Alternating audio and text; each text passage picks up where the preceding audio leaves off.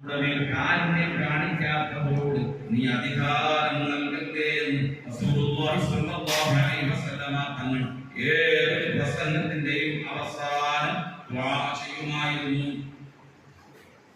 ബഹുമാനികളെ, India രാജ്യത്ത് അധിവസിക്കുന്ന ന്യൂനപക്ഷമായി വരുന്ന ജനങ്ങൾക്ക് സമാധാനം കാക്ഷിക്കുന്ന ജനങ്ങൾ അവരുടെ അസ്തിത്വത്തെ ചോദ്യം ചെയ്യുന്ന അവരോട് ക്രൂരമായ നിലയിൽ വർദ്ധിക്കുകയും അവരുടെ മേൽ ഭീകരമായ ഭീമമായ നിലയിലുള്ള നിയമങ്ങളെ ചുമത്തിക്കൊണ്ട് നിഷ്ഠൂരമായി പീഡിപ്പിക്കുന്ന പുറത്താക്കപ്പെടുന്ന നിഷ്ഠൂരമായി ജനങ്ങളോട് പ്രവർത്തിക്കുകയും ഈ രാജ്യത്ത് നിന്ന് പുറത്താക്കപ്പെടുന്ന രീതിയിൽ തല്ലി ഓടിക്കപ്പെടുന്ന, നീതി നിഷേധിക്കപ്പെടുന്ന, കൊലപാതകം ചെയ്താൽ പോലും ആ കൊലപാതകത്തിന് വളരെ ലാഘവത്തോടെ പുറത്തിറങ്ങുന്ന കൊലയാളികൾ വളരെ ലാഘവത്തോടെ പുറത്തിറങ്ങി നടക്കുന്ന ഒരു അന്തരീക്ഷത്തിലാണ് നാം ജീവിക്കുന്നത്. നിരപരാധികളാണെന്ന് പറഞ്ഞ് അവരെ വിട്ടയക്കുന്നു നീതിപീഠം.